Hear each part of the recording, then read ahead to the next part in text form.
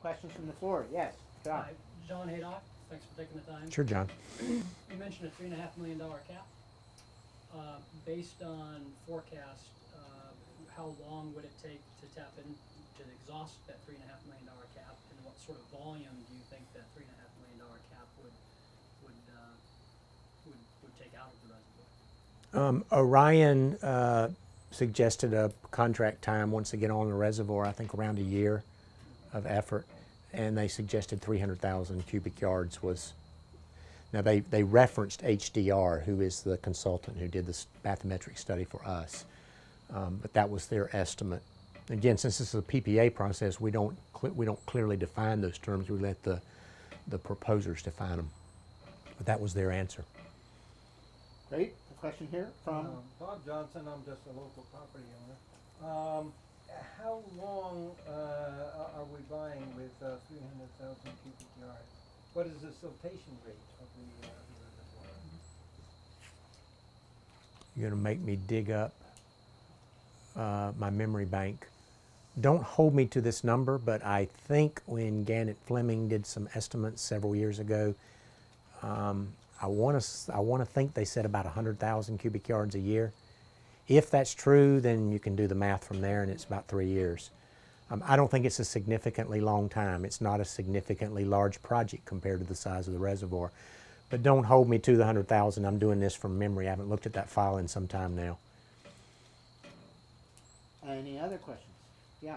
Tom McIntosh, can you or will you try and solicit more bids, or is that a closed process? Is that closed now? I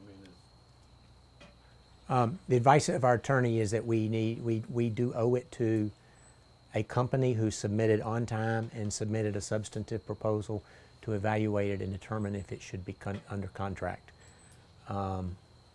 We can reject all bids at any time, but that's the advice that we're following at this point in time. Now, if the proposal falls short, it could be an opportunity then to reopen it.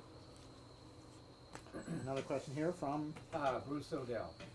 I'm a fisherman, so that's the reason I'm here principally and why I care about the reservoir.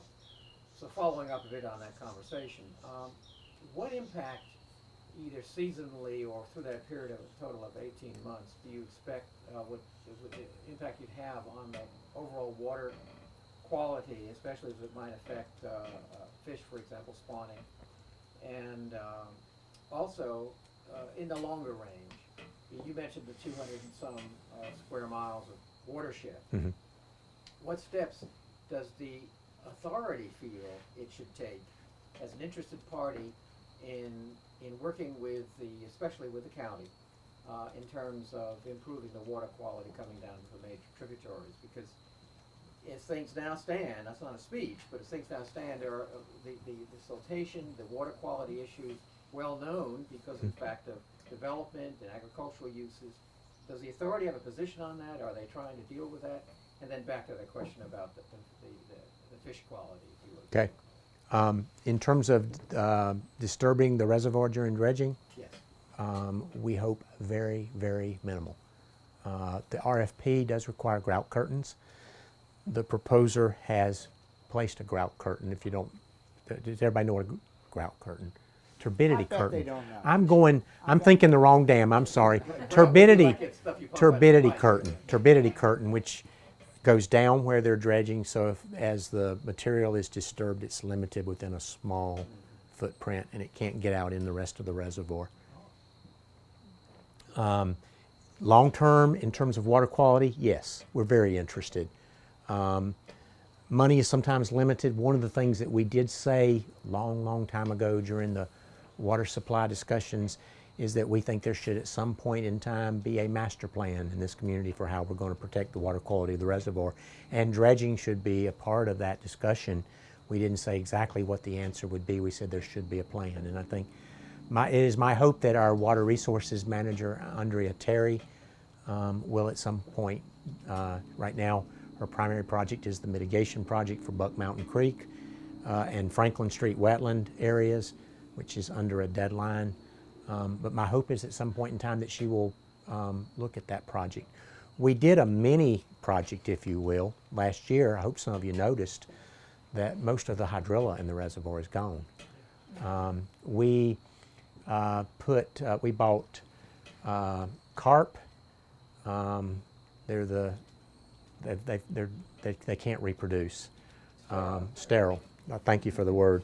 Sterile carp we put in the reservoir, and they did a fantastic job. The interesting thing is we monitored this year to see if any of the hydrilla came back, and it has not so far. We'll continue to monitor it. But that's something we've made a commitment to. Our board has agreed to allow us through our budget to do that, and I hope it's making a difference that some of you will appreciate. I know all the rowers in the room, but if there are any others. I'll also make a pitch too. I know I'm in a room with many of you who would really like to see more dredging done than the cap. I will say this: there's a lot of I'm speaking now when I'm looking at the city and the county. My charter is to provide water and sewer services to the urban area. Obviously, I have to be careful how narrowly or broadly I define that, and I have a board that I have to answer to, who helps me define how narrowly or broadly I can define that term. The city and the county, both in the urban areas, are going through a lot of, I'd say they would claim, excruciating planning right now associated with the Chesapeake Bay TMDL, which certainly is going to put an onus on developers to do more for erosion and sediment control in the future. And most of you would probably say that's a good thing. It's also going to require some retrofits if it goes through, meaning some existing developed sites are going to have to retrofit to put in stormwater measures. And what the city and the county are wrestling with right now is who pays for all that? Does the public have to pay for that? So when we're talking about let's do more dredging of the reservoir, I think they're kind of concerned right now that their plate's very full. But if at some point in time a consortium, Ravenna can play a role in it, city, county, I'm going to even suggest UVA, be willing to put some money into it. Maybe we can get more dredging done than what's in our budget right now. Looking at, around a year or so for the project, as I understand it, what, if any, restrictions of usage will be imposed on this part of the reservoir during that time? Simply put, will we all be able to kayak and fish and canoe and do all of the things that we normally do, or will that be completely shut down during that process? I'm going to say at this location here, the answer is 99% yes, you will be able to. I don't want to say 100% at this point. We are not far enough in the conceptual phase to know all the details of what our contractor is going to expect, but if our contractor does what they've said at this point, which is they're going to dredge the upper 3 segments of the reservoir, and they're going to use panorama pay dirt as the site for handling the material, and they're going to use the UVA rowing site. All this is assuming they get these permissions to use for their launch. If those contracts all get inked as they are suggesting they would like to see, I see no reason why they should be down here. The only reason that might change is if a deal falls through and they have to go get another property owner and they get somebody down on this end of the reservoir. It's the only way I can see that happening. Great, thank you. There was a question here. Yes, thank you. Could you? That's Tom Jones. I'm sorry. Yeah, we've got a lot of Toms in the room tonight. Live in the Earlysville Coastal Service area, and the sections that are identified on the RFP and were responded to, sections 1, 2, and 3 are upstream. How and why and by whom were those picked? How did you pick those sections of the reservoir? HDR suggested that those were the most economical, and it's because sand has a higher value on the marketplace. And that was what our board, in conjunction with the county and city, thought would be a place to get the best bang for the amount of dollars that they were willing to put into it. Also, one of the things that could be attractive with this option, there's been some conversation in public meetings before here about this idea of having a forebay area where you can try to remove sediment before it gets into the reservoir. neat idea, out of the box, visionary. The problem is that you'd have to really get all of the sediment out of the reservoir before it gets into the reservoir. You'd have to build something with a surface area comparable to the reservoir upstream of it, so it makes it impractical. But the idea is sand, predominantly sand, settled in that upper area. If that area is cleaned out, it provides the place for sand to fall out again. If it fell out once before, it's probably going to fall out there again because it's just physics. And if that happens, and that keeps the sand from migrating further downstream and settling in deeper portions of the reservoir, at least as quickly. And of course, it depends on how often you come back, because if it fills up in 3 to 5 years, then you're back where you are today. Other questions? Yeah, we have one here. In terms of launching and then the takeout area, is the launch a daily operation, or is the launch beginning of event and after the end of the event, and the actual dredge stays up in the area that they're clearing out? Based on what I understand other dredgers have done, my guess is that the dredge stays in the reservoir overnight. Now, whether they, one thing they may do if they start, depends on what time of year they may start. If we're in winter months and there's, especially like January's here, can be very, very cold. There's a chance of ice forming on the reservoir. They probably pull the dredge out during that period. So there may be more than one launch and more than one capture, but it won't be like they're pulling it in and out every day. Question over here? Yeah.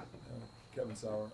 So if you, I'm sure you thought of this, but from a standpoint of marketable material, and your RFP was fairly defined, or very defined, was there thought about opening up the RFP to a bid that a company would come in and say, we know that it's marketable, we've had the assessment on it, we think we can make some money on this dredging material, and open it up to more dredging, or, you know, so even that the city county or RWSA only wants to spend $3.5 million, that if you open up the RFP a little bit, that allows more creativity with the marketable material, that you might get a couple more companies that would see that and say, we can market this material and actually dredge more for the $3.5 million.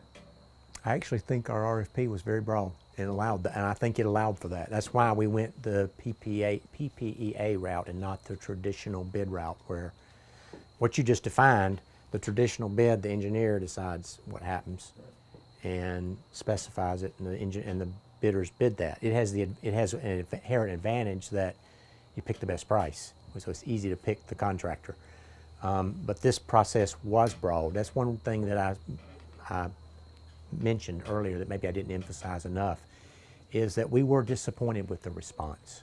We were hoping for a broader response, and we were hoping for more of the kinds of ideas that you were talking about than what we got. We have another question here. Jim McAvey, you mentioned about the two proposals that didn't meet all the legal requirements. Do you have access to them, even though you're not allowed to, and I'm not sure what the right term would be, to officially consider them? But it seems like there could be valuable information in there, whether it's alternatives or different ways of looking. Are you able to look at those? Obviously, we did look at them to determine if they met the legal requirements. Our lawyer said we have to, after 30 days, return them to the proposer, return them to where they came from. So that doesn't really give us an opportunity to hold on to them. But I'm speaking now in just following legal requirements.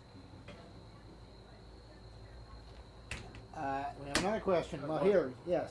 Yeah, George Newcomb, I've got some property that backs up to the reservoir at Race Ford. Could you repeat again what the length of time is that this $3.5 million is gonna get us in terms of water volume? You're going to make me say the number again that I don't recall off the top of my head. I guessed it 3 years, but my memory may not be totally correct on that. What maybe I can do is look at my file tomorrow and send Robbie an email. You can send it out. So that seems like a lot to spend for just 3 years value, what could be done to do a study and try to do something that would reduce the sediment so that the rate of material coming in there is significantly diminished, other than this thing you mentioned earlier? What is the source of all this sand? Every river bend is somewhat unique. Every watershed has unique features in terms of where land developed area is and where forested area is, and all kinds of criteria. The idea of trying to understand where it comes from and why it's happening is extremely complex.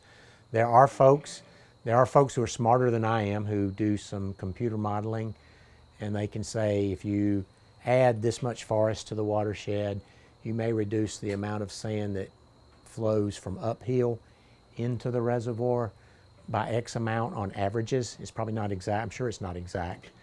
Another issue is that the hydrology of this basin, like most watersheds throughout the country, have been altered by development.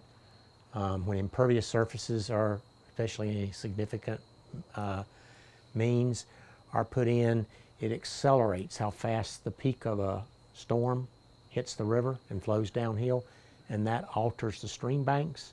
It alters the behavior of sediment. There are probably a lot of shoals and other features, I know there are, in our river now that are continuing to seek a new equilibrium. And seeking new equilibrium means when we get a big rainstorm, then it stirs the sediment up and it moves some distance downhill and then settles out again, and some of that settles out in the reservoir, especially the finer material. It's very, very, very difficult to solve. It would probably take more money than this county's got to solve all the problems in the watershed immediately. Things that we can do, focus in long term, and that's part of what we're doing in Buck Mountain Creek with our mitigation plan, is we're planting trees in riparian areas, some places 100 feet on both sides of the stream, some up to 300 feet on both sides of the stream, which will grow into tall and mature trees. And we know that forests, especially riparian forests along the streams, are going to help prevent additional sediment from getting in the stream, help the stream find its new equilibrium, at which point sediment should be significantly less. And it also does great things like keeps nitrogen and phosphorus out of the rivers and filters other pollutants that flow along the land so that the overall quality of the water is higher. We're doing 93 acres of riparian forest with 269 square miles. The number of total acres of riparian area in this watershed is a very large number. I don't know what it is, but it's a very large number. Wish I had it, because then that would give you some idea that we're doing. DEQ told us, DEQ is the state agency, told us that this was one of the best mitigation plans they'd ever seen, and they're really excited about it.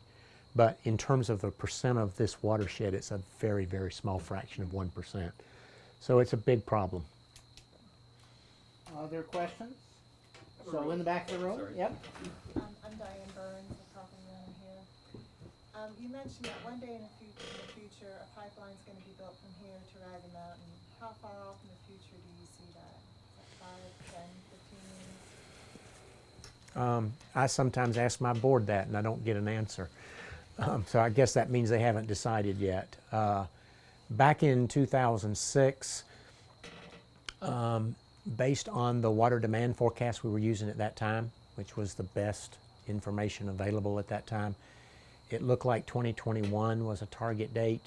I can tell you that water consumption since 2006 has not increased like that forecast said, and a new forecast was done last year that shows slower growth in consumption. So I would suggest that puts the need for the pipeline off several years. But I can't give you an exact number. Has money already been put aside? Has it been funded already? No. No, it's not been funded, which is another reason why it should not be built right now. And it doesn't need to be built right now. The new reservoir at Ragged Mountain itself gives us the additional yield that we need to get us through the next at least 10 years, probably 20, maybe even more than that. It has enough drainage basin to fill that reservoir? It doesn't have a larger drainage basin, but it has a larger storage pool. And a larger storage pool gets you through a drought, which is the name of the game in drought management. And then Where does it get its water? gets its water from the Ragged Mountain watershed and the Sugar Hollow watershed. Oh, so the pipelines, through existing pipelines? Yes, yes. And if we have to drain the Ragged Mountain Reservoir substantially to get through a drought, it will refill much slower with Sugar Hollow pipeline than with a new South Fork pipeline, which is the reason this new pipeline eventually would need to be built. But based on where water demand is right now, we don't need to run our observatory water plant at a high rate. It can be throttled down to a very low rate, which allows more water to come into Ragged Mountain from Sugar Hollow than what we are pulling out to treat. And it will be a slow refill, but it will, we've worked the numbers and it will refill until our water demand gets in the 13 to 14 million gallons per day range, and we're not there right now. We have another question back there in the corner. And let me just say, we will need to wind this down pretty soon, but I'm delighted Angus has a question, and any more, I'd love to get them. I'm Angus Murdoch. I'm a Fluvanna County resident and an RCS board member. And I guess I'll start this with a comment that our RCS has been involved in a number of issues opposing sand mines in places, in free-flowing sections of the river that we thought weren't terribly good for the river. Presumably those folks were at least hoping to make money from those mining operations. I'm not sure they would all meet your legal requirements for a project like this, but I'm pretty sure they wouldn't. But just a comment that obviously somebody's making money from scooping sand out of the river, and hopefully, gravel, silt, what used to be topsoil. Hopefully in the future they find some way to self-fund some of this. But if they can't, and the county doesn't have $1 million or $2 million a year to do dredging, what is the long-term scenario for the reservoir? I mean, what's it going to look like in low water? How long before it gets to the dam? And I mean, in just very general terms, I mean, what are we looking at if, for whatever reason, dredging can't or doesn't go forward? To answer your question, if you assume nothing's done to the reservoir, and hopefully that's not going to be the case, but if you assume nothing's done to the reservoir, the one study we have that makes an estimate suggests that the this reservoir would be about 400 million gallons of storage in 50 years. If you keep running those numbers out, it looks like about 80 years. This is just drawing a straight line. It looks like about 80 years sediment could reach near the intake. That's why I said it's not a short-term problem, but it could be a long-term problem. The way you prevent it from being a long-term problem is you do some dredging, like the project we're talking about, and others down the road. Another thing that's kind of unknown, and it gets into kinetics, and nobody's studied this yet. I'm sure somebody could, but as a reservoir gets smaller and smaller, more of the fine sediment actually carries over the dam rather than settling out. So you would expect at some point it won't be a straight line anymore. It'll be a declining volume that settles out. Now, to those who think carrying it downstream is a bad idea, that's a problem. But in terms of how fast the reservoir actually fills up, at some point the rate it should slow down because more sediment will carry over. And hopefully in the long-term future, if we take care of our watershed, less sediment will get in the river to begin with. That's the hope. Most people I talk to who know something about this subject suggest because of what we call legacy sediment, what's already been eroded and is in the stream banks now, that may be more a long-term problem than a short-term problem, but hopefully we'll get there. And with any complex problem, you've got to take the first step. If you don't take the first step, you never get there. That's assured. I have one more question, and then we'll wrap this up. How polluted is the stuff that you dredge out of the reservoir? I mean, does it have all kinds of bad stuff in it? Yeah, well, I had the impression that No. silt had all kinds of mercury and other. No, the sampling that HDR did some sampling in the reservoir when they did their study, and that study's on our website, and the answer is no, it's not polluted. It is, and that's a good thing because that means it is usable. I do want to say one thing about a comment I heard earlier about can people go out in the reservoir and dredge because it makes money on sand. HDR advised us that marketing dredged material, particularly sand, can reduce the total unit cost of dredging, which is a benefit to an owner like us. If you allow a contractor to market it when he removes it, he can give you a better price. But HDR did not say that it's marketable. It's marketable to the point that anybody who's in the sand business would just say, I just love to go in the reservoir and I'll do it for free. I wish it were, because then that would make things a lot easier. If we had people knocking our door down to get in our reservoir and dredge it for free, that'd be great. But none of them have, and HDR said that's not realistic. Thank you, Tom. Thank you all for coming. This concludes the formal part of our presentation. And thank you, John and Rebecca, for being hosts in this lovely spot. So I think we've learned a lot. Thank you.